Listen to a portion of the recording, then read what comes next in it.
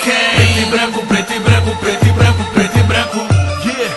Ah, cê já sabe quem? Preto e branco, preto e branco, preto e branco, preto e branco. Ah, cê já sabe quem? Enche o estádio inteiro e não tem pra ninguém. Ah, mão pra cima. Foda-se o mundo, eu sou Corinthians. Foda-se os Bambi, os peixes, os porcos. Preto e branco, preto e branco, preto e branco, preto e branco. Foda-se os Bambi, os peixes, os porcos. Preto e branco, preto e branco, preto e branco, preto e branco. Sou preto, sou branco. Camisa do Corinthians é outra fita, é meu manto. Foda-se as pesquisas, é a maior do Brasil. Um bando de louco, me diga quem não viu.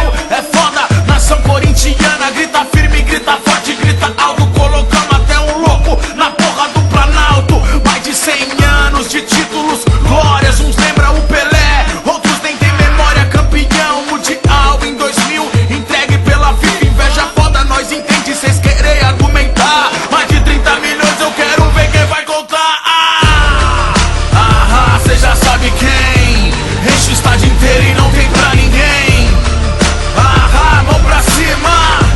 Foda-se o mundo, eu sou Corinthians. Foda-se os Bambi, os peixes, os porcos. Preto e branco, preto e branco, preto e branco, preto e branco. Foda-se os Bambi, os peixes, os porcos. Preto e branco, preto e branco, preto e branco, preto e branco.